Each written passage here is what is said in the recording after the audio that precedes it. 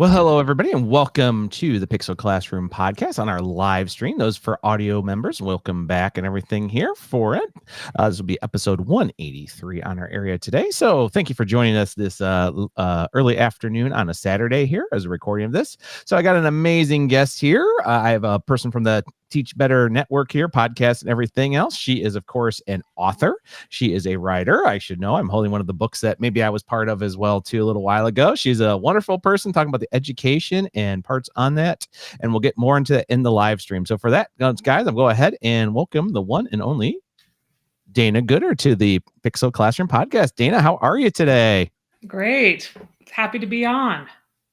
Well, I'm very happy you got to be here too. So it's a great one to have up here. And once I adjust us, there we go. Now we got it good. So anyhow, Dana, we got a little turns on everything else here. Why don't you introduce yourself to our listeners and those on the live stream watching today about who you are and what you love to do. So as you mentioned, I'm also on the Teach Better podcast network. I host Out of the Trenches, which I have here behind me. And I've written a book called Out of the Trenches, Stories of Resilient Educators. That was published almost 2 years ago. I've been in education for 25 years now. Live in Colorado, and I like to run. I just came back from a run here on a Saturday morning. Here before we got started, so it's like, hey, we're good. Yeah, and I like to connect with others through podcasting and also just through professional development conferences and those types of things. So happy to be on here talking about education. Well, thank you for sharing that today. And if you're working over here, like I said, she, of course, into the trenches, stories of resilient educators, which, of course, we have this amazing website here for our online reviewers here and so forth. And I actually love the color scheme, but I really like talk about, are you in the trenches as an educator? I mean, one thing about your podcast and when you do some things here with switch our review here so we can come back on our live stream. There we are. See, we pop up from the bottom. But, one thing that's very interesting is listen to the resilience educate. Why is resilience such important in education for not only just teachers but also aides? I know you've talked about in prone zones as well, so special areas, and even administrators.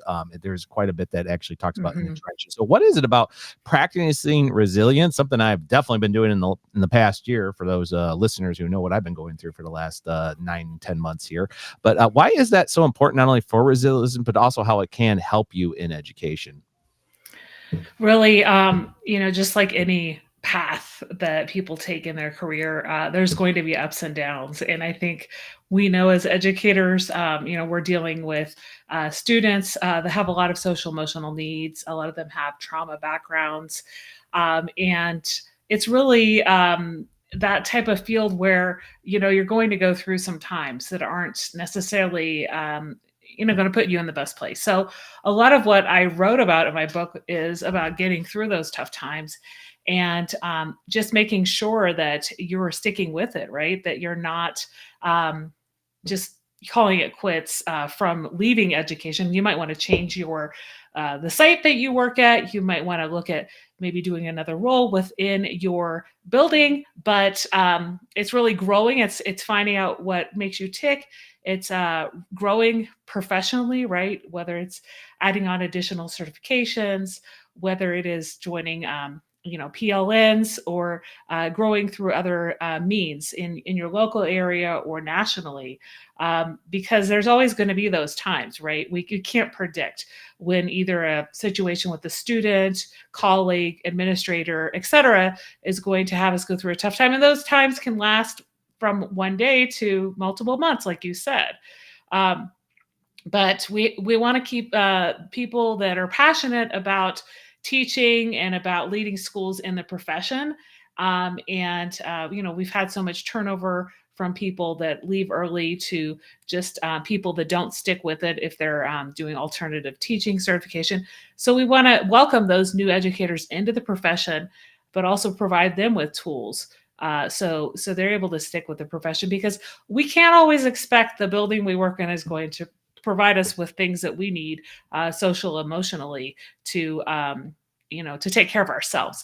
Most buildings do provide that for our students, but it's sometimes our educators are just they're taking the brunt of all the stress, and they don't take care of themselves.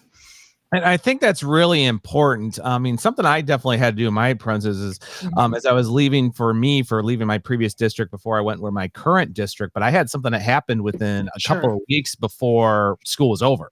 Yeah. And not only did it blindside me, I just did not take it very well at all. I actually broke down. It was very hard in front, and it was in front of my coworkers and my students, which I don't Yeah. think my students had ever seen that.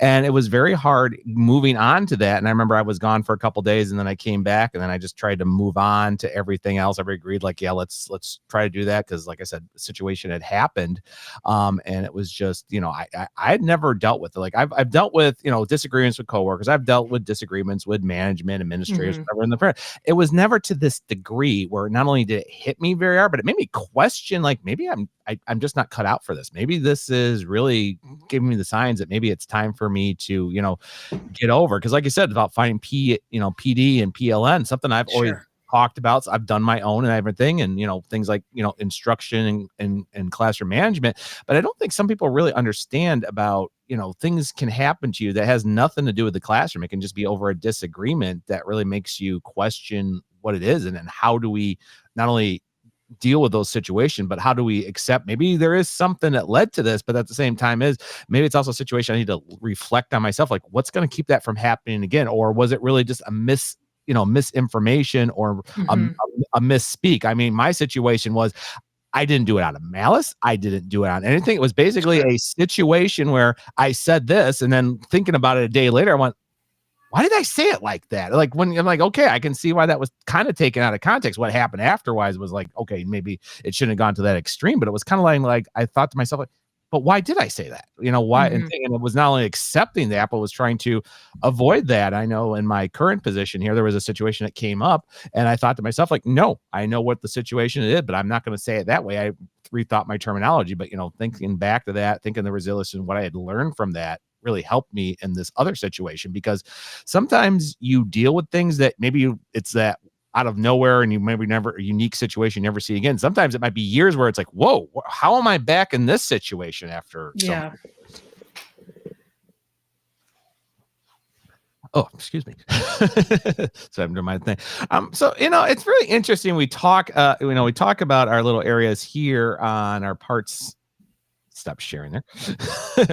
Still getting used to my new ear first. But you talked about a really good part in here, right here, where we talked about right here in a certain book, right here, 100 non-sectional things to do, which, for people who are on the audio, I'm holding the book chapter where it says, stop using students to further your adult agendas. I think that's actually a very interesting thing that comes out in this day and age, where whether we do it or undo it, or kind of moving that situations where we kind of give an excuse, well, this happened, that's the reason why I'm like this, or this is the reason why our classroom is like this because of these couple students, or well, I want to change that rule because of the students and blah blah blah. But it's like, but technically, isn't that an excuse? This problem existed for years. Why did it take this situation to all of a sudden, like, oh, I got to change it, or maybe I have to do that? Maybe you can clarify on exactly what is the whole, don't use students for agendas.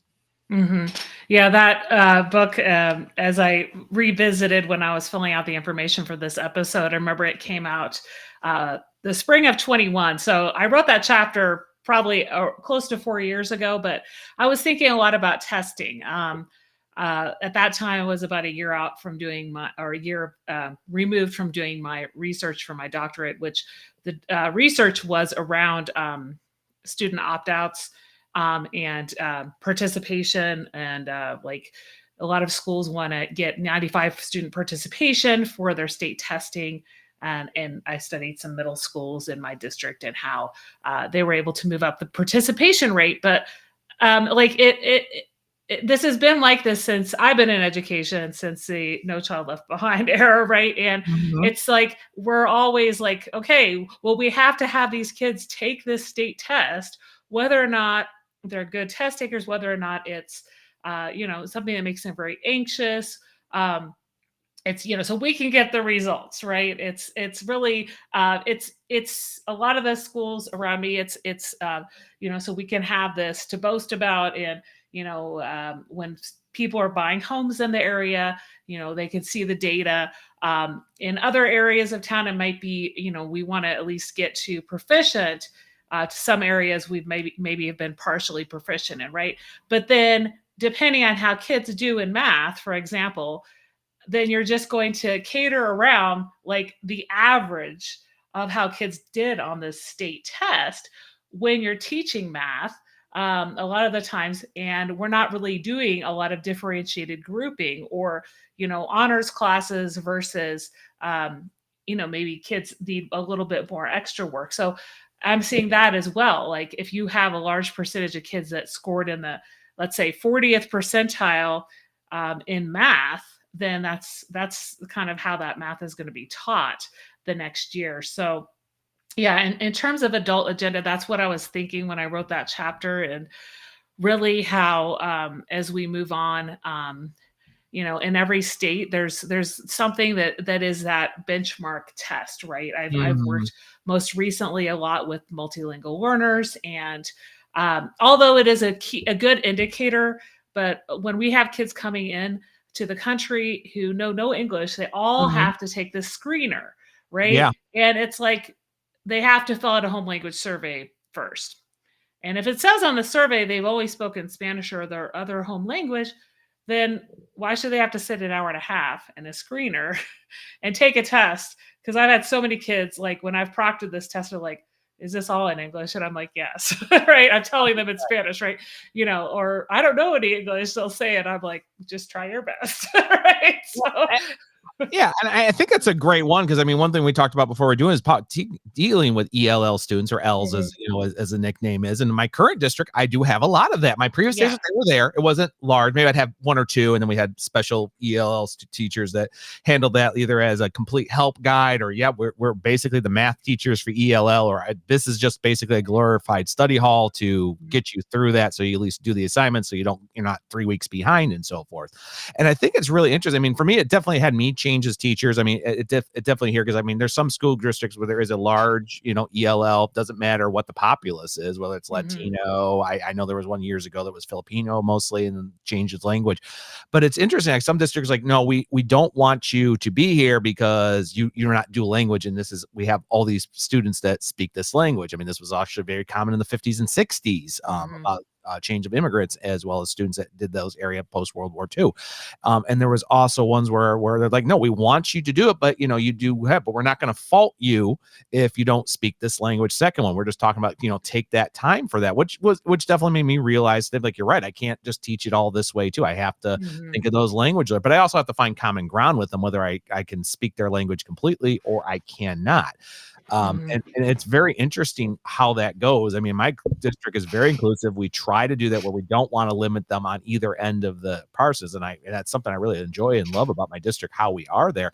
But it can be difficult about changing and shifting. But also, I had a couple students like, oh, no, don't worry. We have these that speak Spanish, or we have this, it's in both languages, whether you're more advanced or you're not, and so forth. And we have a checklist so you can do it just like anybody else. Like if I could read this in English, it's the exact same assignment if it's in Spanish, or this is a combination to pick your choice of what do you feel more comfortable with. Like, oh, I understand slide number 4. I'll fill out the definition of that because I understand English versus I don't know these words. So I'm going to go to the translation version on slide 5 and still do it. But it's like, it's inclusive, but at the same time it's giving that opening for ELL students. mhm, mhm.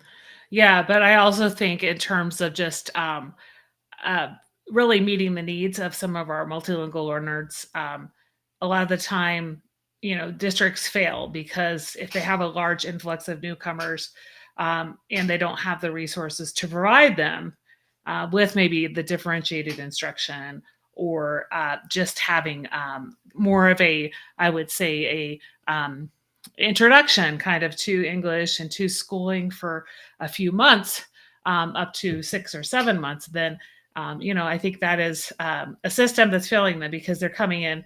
They might have experienced trauma in their home country, and then Mhm. they're being put in a American school where they really don't know what the expectations are, or they might have, they might have like 2 or 3 years of missed schooling as well, but they're put in a, age and grade appropriate science or biology or math class, and it's difficult for a lot of these students as well. So I think those are areas in terms of adult agenda that I've also experienced more recently after I wrote that chapter. But just I think there's a lot of things within education we could look at. I mean, there's the federal piece, but there's also at the state level or the district level. And I Mhm. think there's always changes that can be made, but it's listening also to the people that have the boots on the ground. I think very much in Yeah. systems, right?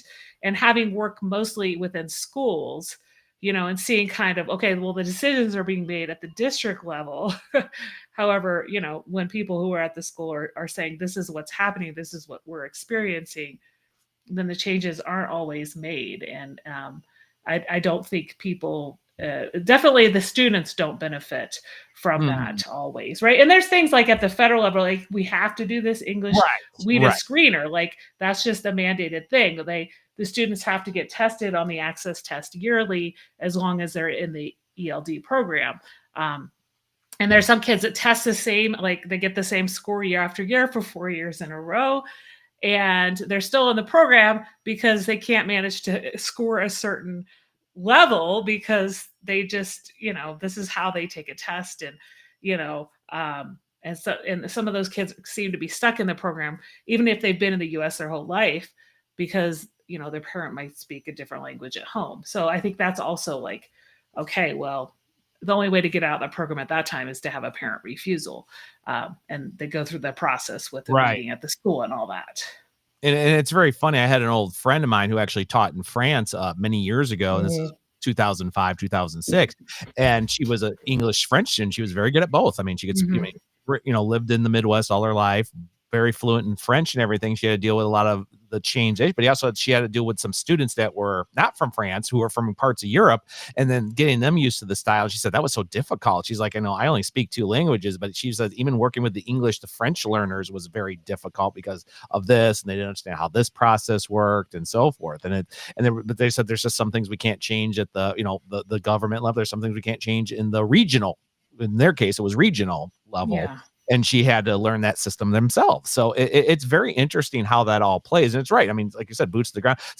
Sometimes there's districts where it's like, well, we're complete. I know I worked in one years ago where agricultural was the big thing because they were a rural district and everybody was farmers. But then as time had gone on, well, those people were like, well, these farms have left. The people didn't think that they wanted to go get regular jobs, or they did want to be teachers, but that agriculture was not the thing. And some of those people was like, but no, but I still care about it, and you still got to do it. And they're like, but this isn't for me. And then there was always such a hard fact, like you're getting these other classes that are falling apart. Some did, they had to take away some classes which people wanted, but it was like, well, this is the focus, this is where we're going to go. But they never decided to change as time went because they were thinking the students were always going to stay that way. They didn't think Mhm. the area was going to change. They didn't think the students' motivations were going to change. And as a result, they all of a sudden had a look one year and just said, wow, why is this so down? But these classes are so up. These classes nobody had interest in. Like, because they are not interested in where you were focused on. And that changed things to where it's like, we got to get money over here and we got to move these people over here. And you know what? Maybe we need to hire a part-time teacher who specializes in this because none of our teachers know how to do this work. Yeah, and I'm seeing that happen. It makes me think, the International Baccalaureate program. There's Mm. schools in the Denver area, a few of them I've worked at in the past, where they still have the IB label at the school, yet there's either a tiny percentage, like 0.5, or there are no kids that have been in the diploma program for years, yet the school's still calling themselves an IB school, and they have, an IB coordinator, so they fund having a coordinator and all that. However, the population of the area has changed, and kids' also interests are now career tech ed, right? They want to Mhm. get those college credits or learn a trade while in high school. And that's kind of where it's going now. And a lot of districts are responding to that and having, work where the kids can do like several days a week at the trade school instead. So that's what I'm seeing as well. But we still have a lot of these schools that are still calling themselves IB schools, whereas either it doesn't look the same it did 20 years ago Right. in terms of the students that want to be in an IB program. Well, and same here in Illinois, the PACE network going into law next year, and how there's been more of a focus to CT and so forth. But they also had people where it's like, well, I'm not going to have to worry about it until too late. And then the principal, leaves, and maybe they get a new administrator, and the administrator's, well, I got to change this because this teacher doesn't fit that. And then they realize, well, yeah, but if you realize that teacher's no longer going to be able to pace it after the school year, it's like, so Mhm. the choice is two things: either hire a new teacher, say, okay, we got to send them back so they can get accredited so they can teach that course, and maybe it is up Mhm. their alley and so forth. I know in one of my previous districts that happened too, where they had to change a whole course because the teacher was not accredited to teach that course. But they said themselves, like, it only can stay a year because this is going into effect, and that's still a CTE class. So they're like, okay, we'll just send them to school. They'll get certified by December, and then we'll just change it back the year. I'm like, yeah, you're thinking on your feet, but that's been kind of well known for a couple of years this was going to happen. And then you go ahead and don't think, oh, maybe I should screen, make sure they can teach all this class. It's like hiring a science teacher says, oh yeah, they're great at physical science, they're great at chemistry, and they're great at biology, but then it goes to earth science, and they're like, I've never taught earth science. Yes, I know the basics of earth science, but they're like, well, you have to teach an earth science class. Like, well, I can't really do it. It's like, well, we can't hire somebody else. And then they're, doing that, trying to help them or get a co-teacher to do it, when it's versus, why didn't you look at the credentials and say, okay, they got to teach these 4 classes. Can they teach it? I mean, in job interviews, I did CTE, business, and media. I had several job interviews where they just had to say no to me because they're like, have you ever taught accounting? I said, no. And like, I know this, I do teach this in a business basics, or I can do this where we do it for, finances and marketing. But it's like, that's where it stopped. But I said, I'd be more than happy to go take a class to get accredited. And I think I could do it in time. If you're willing to give me that chance, I said, I'll pay, or we'll do it reimbursement. And all these schools said, no, we don't do it that way. We need somebody that knows it. But people didn't say, like, did you even mention on the job application, these are the courses you have to teach? No.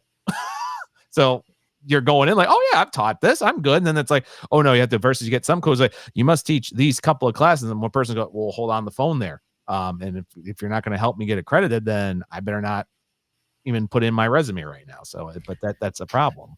Yeah, and that's the thing. Like, a lot of districts use these outdated job descriptions that are just general, right? And sometimes you need somebody to teach maybe something that's outside of their comfort zone. But if you've already done your master schedule and you have a pretty good idea, like a lot of high schools have that done, the end of the previous school year by the time kids leave.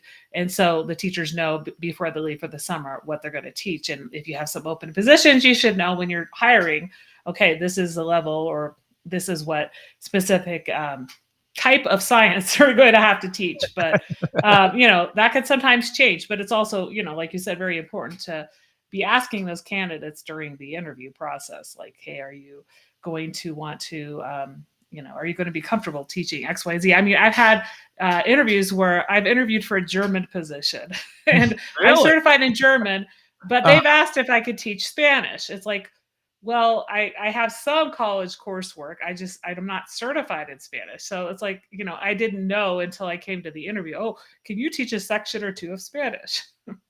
Right. I had one position where one was incubator, which is more on thing. One was co-op. And I said, I've never taught the courses. Am I certified to do co-op? Have I done similar to career education in the high school? Yes, I did it many times in college. So it's like, yes, maybe the first semester is going to be wonky, and then I'll get the new set of kids and then learn how to do it. Same thing happened with business law. I always had it in various pieces, from consumer education to business practices. And then I finally got to teach the class, and it was a little different, but people were like, well, he's really informed. He knows what he's doing. So it was good and go. But then, like I said, with the accounting was one thing, but I know there was one teacher, he had done several things, and they're like, oh, you got to do co-op. And he's like, I've never taught that. Like, what do I do? And they're like, well, then if you've never done it, then we can't do it. Same thing with incubator. I know I had a job interview, and I told them straight out in the interview, I was like, because I asked them, like, what courses are they going? Like, well, we're not sure at this point. The master schedule is getting thing. You would definitely do consumer education. Like, done it for years, not a problem. Like, you would definitely teach a market class. Like, done it for years, theater background. That's the biggest thing, is how to market yourself. They're like, oh, fantastic. And they're like, and you would do an incubator. I was like, I've never done it. I'm willing to learn it. And they're like, well, we have a curriculum. And the truth is, you have enough experience to just take the course. I'm like, okay, I'm said, if we got a curriculum and stuff, I said, I'm more than happy to just get my feet wet. I'll work my way on it. I'll be more than happy with whoever my department chair or my department partner is, and I'm even willing to do it. But they had a person come in and they said, oh yeah, I've been teaching incubator for 8 years, for all the changes from hand to digital work, even through COVID. And they were like, you know what, we want this guy because he's got not only experience, he's seen as it changes, versus like, we have an experienced teacher here, but he's not changed it, and he's admitting he's willing to learn. And yeah, we got a curriculum for him, but like, let's go with second person, because it's like they're already ready to go. So, it's like in situations like that, I completely understand. It's like, nope, I'm not going to take offense. I understand. I mean, I had one where I was working at a community college. The only reason I did is like, well, you've done with special ed students, but are you certified? I'm like, no. Have you worked with this kind of thing? No. I mean, in college level, I've done X, Y, and Z, but I've never done it. So then they said, we're going to go with this woman because she has done it. And I was like, I have no problem with it. It's the better experience. You don't know what is, and and I feel comfortable that you hired someone over that you at least are getting what you need. So that does happen. Yeah, and that reminds me, like I've interviewed for some elementary school administrator positions in the recent years, and they've asked if I had science of reading background, which is just something. It's an online course you could take through the Department of Ed. So I thought about it just most recently. We were on fall break this past week, so I decided to just sign up for it. It's for free. So it's a little bit of coursework to do, but that'll just help me add to my tool belt. So I've had that in a few interviews, and not having an elementary literacy background as a teacher, but to have that as just something to be able to speak about in the future, if I were to interview for a position where they needed that. So I think, like, also if you've been to interviews and like, hey, this is what people are looking for nowadays, it's good to kind of think about as you want to develop yourself for future opportunities. Yeah, and I think that's a really great piece on that. I mean, you've really, really talked about it, and then why that's an important. Moving over that too. And I just put it down here on our live stream here. Check out Dana on the Teach Better Network. So this podcast is probably part of that. And Josh and I talk a lot. Same thing with we always talk about from Teach Better Network, and I've been part on the discussion, which is what led to our talk today too. But what is it like being part of the Teach Better? Because you're an ambassador and podcaster and blog and blogger for it. And I don't blog anymore because just unfortunately the time wasn't there. And I was like, I'm not going to push this out if it's not going to be relevant or stuff people can find value on. So I've completely gone to more of the digital learning and the podcast live stream because that's just where I work here. But what is it like being an ambassador for the Teach Better Network, as well as doing the stuff for the regular blogging and podcasting? Mm-hmm. Yeah. So being an ambassador now, we meet monthly. We have like the social hangouts, and we also have PD. So anybody who's an ambassador can put forth that they want to do PD for the ambassador group. There's also sometimes we get some people in do guest speaking, just like the podcast network sometimes does. And it's a good way to connect with others who are both in the classroom or working adjacent to schools. For example, Holly Clark, I knew her from interviewing her on the podcast, but she works for it's a microscope, but I forgot the Foldscope. She works for Foldscope. Yeah, so Foldscope, she's also an ambassador. So we people that you've known, most of them I've already connected with before. So that's a good group to be a part of. And when they had the conference 2 years ago, a lot of them were helping out to get the conference set up and all that. And then being on the podcast network, so I connected with Josh probably about a year after I started my podcast, and there weren't quite as many. Maybe at that time there were about 20 podcasts on the network. I think there's more closer to 40 now. In the live stream, which is funny. The Teach Better Network podcast, this image is not working according to this. It's like, oh, there's mine. There's Powered Up. And it's like, and I've done a thing, like I said, Elijah, him and I met at a conference years ago. We had him on I had him on my 150 episode. And I was on the Asset Tech Coach when I was going to my pieces, and I've had everything here, Punk Room, which is really funny since John and I, don't live that far from each other and so forth. So it's kind of funny because I do remember there was only a handful on here. And I remember when the Aspire to Lead with Joshua went piece here, as well as the In the Awe podcast, which was one I found by accident. And they're like, oh, I'm in I've joined the Teach Better Network. I'm like, oh, I follow them all the time. It's like I talk to Ray all the time. It was kind of funny to see them on here. And now it's like, if I look at it now too, it's like, wow, yeah, look at all that we've got on there too, and so forth. It's pretty nice. There's something for everybody. So and I encourage people who have not started podcasts, who want have a niche of a group that they want to speak to, that it's not hard to do. It's just getting in the rhythm. I do know a few podcasts that are on the network haven't put out episodes for a little while, so I'm not sure if they're still putting out episodes, but just for me, that's just something I have a lot of episodes in the bank. So for me, it's just, I just put those out. I do the editing, and then I get those out on Wednesdays. But, I think, like, if, anybody were to look at the screen that you're sharing, and, we have podcasts for music teachers, we have podcasts for ed tech, for, social emotional needs, and mine is just kind of general. Like we talk about like, trench stories, but like I talk to both K-12 educators, sometimes college educators, and also authors who work as consultants, but it's centered around that trench story. So I think it's a great place to go for people who want to check out like anything edu related and learn. It's a sort of professional development for educators. And then there's the blogging. Like you said, you used to blog. I blogged a lot, I would say from 2020 to 2022. Maybe now I do maybe 2 to 3 or 4 a year. It's when something comes to me that I'd like to blog about, right? It's usually it's an experience that I've had in the school, and or there's something coming up. Like a lot of the time they'll send out an email and they'll put out, here are some celebrations or just holidays that are coming up, but we can, center a blog around. So, I think it's a good way to also just kind of put out your thoughts and get some feedback as well, that I always invite when I write blogs for feedback from those who are reading it.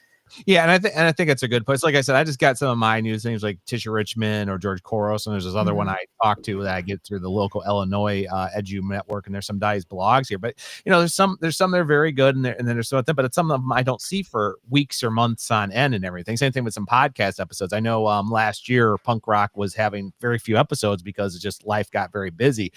Me this season starting has been thing because of very thing. I started a new school district, I started a new job, I went through a major thing too. I also had people that schedules got very busy and everything. I mean, first of all, thank you for being on this, Dana. I mean, that was great too. But it was kind of like, wow. I think I'd say I'm leading to the 200th episode, but I think this is going to be one of those seasons like season 3 was, where it was kind of like there was episodes, but they weren't every week. I had it the first 2 seasons where there was a new episode almost every Monday. Maybe if it was a major holiday or it's like whichever, or and I even did Friday ones with as I walk home for work, where I would talk about like the drive home podcast, where I would talk about how my week was as I was driving home, and I'd get 5-10 minutes. Those were very popular. But I've also like segued into things with the Pixel Classroom with like more pop culture. I mean, I've had Ron Friends on here from Spider-Man. I've had a thing. I've talked to Tom DeFalco. He wants to be on here. I was actually supposed to have Mark Hamill at one point a couple years ago, which sadly didn't happen. But it's funny when I've talked to people who have a niche in things like You Can Beat Wins with Kylo, Pac-Man Arcade, which I've been talking. Him and I were ready to go, and he unfortunately went through a horrible health piece, and I'm hopefully recovering him. He's going to be on here. Those are episodes that just grab people. They just are like they end up being my highest watched or so forth. And it's always funny. It's like, I hear got this, and I got this big person education, and like, oh, you've had 50 downloads. Oh, great. But then it's like, and here's a guy who works on his own, does classic video game channels, and has 2 dogs and a son, and like, you've got 180 downloads. I'm like, wait, what? Hold on. I was like, I wanted to talk to him. I thought it was great. I thought it'd be great promotion, never been a podcast. And I've even told him typically, hey, by the way, we got 400 things. And he was like, we do? He's like, I'm not even putting out as many episodes as I was 3 years ago. I said, Kylo, it's exactly what happened. He's like, wow, so we're still like the most downloaded episode. I said, you and Jessica and Pinto for the kindergarten one we did a couple years ago. Those are the 2 highest ones. And he just went, wow. He's like, but then he said, but wait, 2 kindergarten teachers episodes from your first season is still like the number 2 episode. I said, I know. And he's like, that's actually amazing. He's like, he was surprised that that's the most listened to episodes. But it's funny how it hits that niche and what does it. I mean, I was having a talk actually with the Teach Better network. I'm not Teach Better, with the tech coach. And we were joking about how we do a live episode. Like here, I got 3 viewers between Facebook and LinkedIn. Great. I've done episodes where I pre-recorded it, I threw it as a live show, and there was like 60 people watching. I'm like, wait, this is pre-recorded. It even says it's pre-recorded, and I'm not putting it on any different time than I do in the past. And it's like, there's 60 people watching this, and then they're like asking questions. I'm like, why don't you do this during the normal show? So it's very interesting how that but also how the audience does, and what goes into it. And sometimes some people are just looking for different episodes or different blogs like that.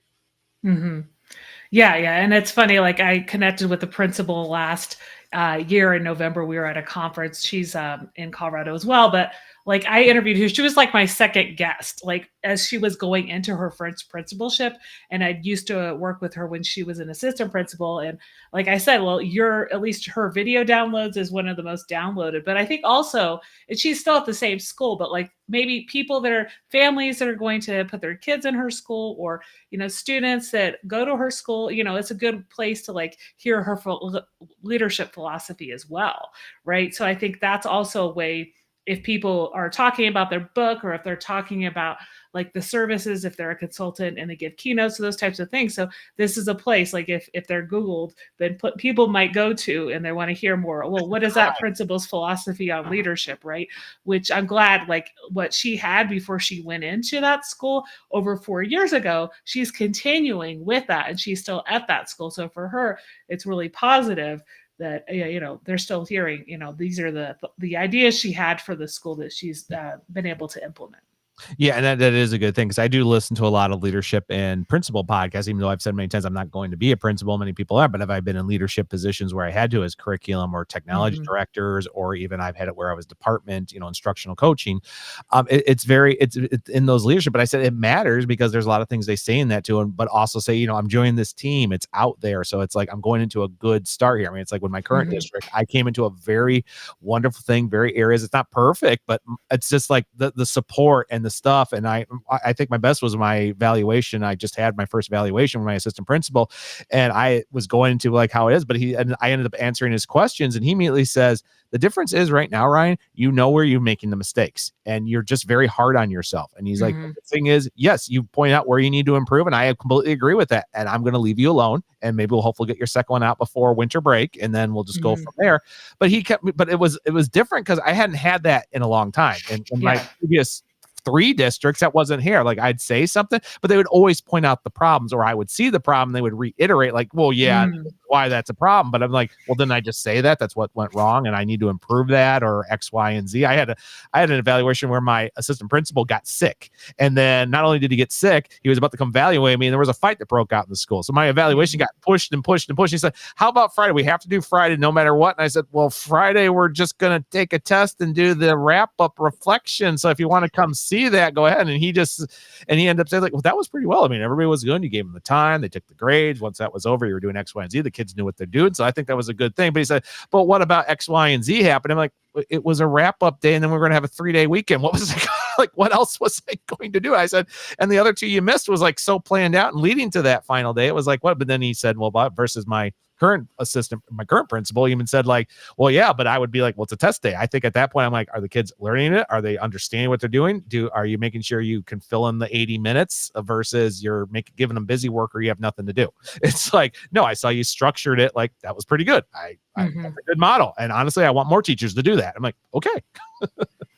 Yeah. And I've been there, like when I'm supposed to have been evaluated and there was a fight that broke out. So the evaluator wasn't able to come. But that's why I encourage leaders to be visible, in the building, to do walkthroughs, right? To start with that the first or second week of school. And so they know what's going on in the classroom.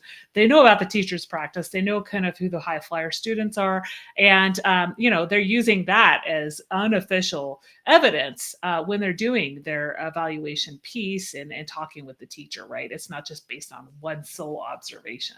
Yeah, and that's what they always say is the informals when they just walk in the classrooms. Yeah. And like I said, I've had that in all my schools where I've had I had one time the superintendent walk on in. I said, oh, hey, Dr. Capozzi, how are you doing? He's like, oh, great. And I just came to look. I was like, oh, this is what they're doing. And I did it. I didn't think, but I had a couple kids in the classroom going, why is the superintendent here? Did I get in trouble? Like, Dr. Reed, did you do something? I'm like, no, he's just here visiting and then he would even say like, I'm just here to see how it is. But I one time had my assistant principal do an informal my first year at one of my old districts. And honestly, he picked what I considered, which was the toughest class. Wasn't a horrible class. It was just the toughest class. And he came in and he couldn't have picked the best. They're informal. Everybody was on track. Even my most troubled students or my, ones that didn't want to do work.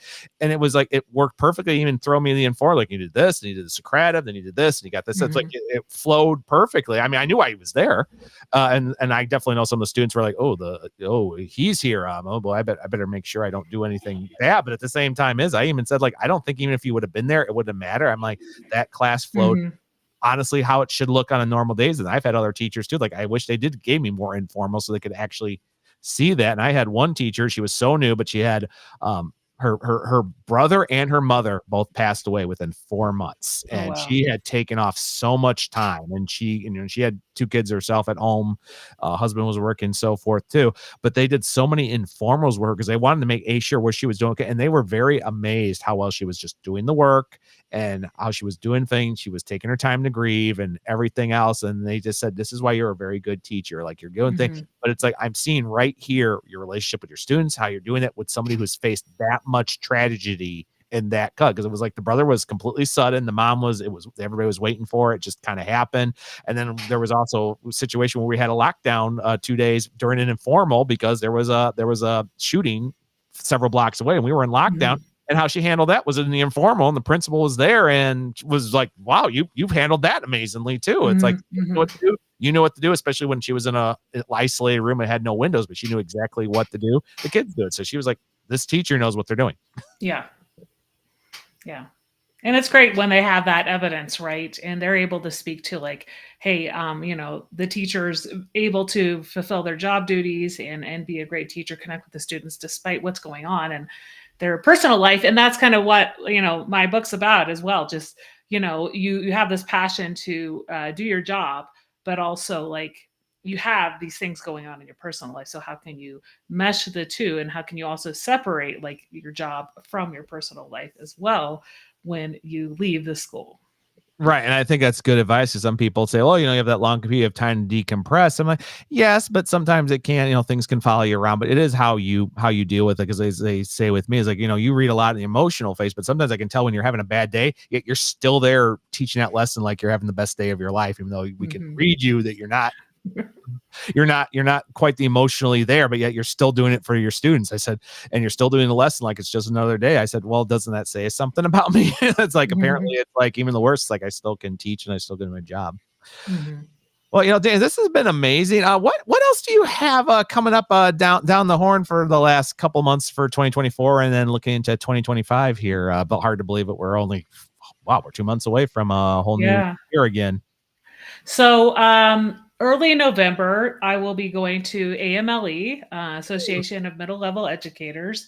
I do have a session on November 9th, and that's in Nashville at the Opryland Gaylord Hotel. So that's I'll be talking about just a session that's based on a lot of the things I talk about in my book. So it's um, out of the trenches, or how to stay out of the educator trenches, something like that is the title. So I'll be speaking there. Also, a few weeks later, so the weekend before Thanksgiving, I don't have a session, but I'm going to ACTFL, which is the it's the big conference for world language teachers.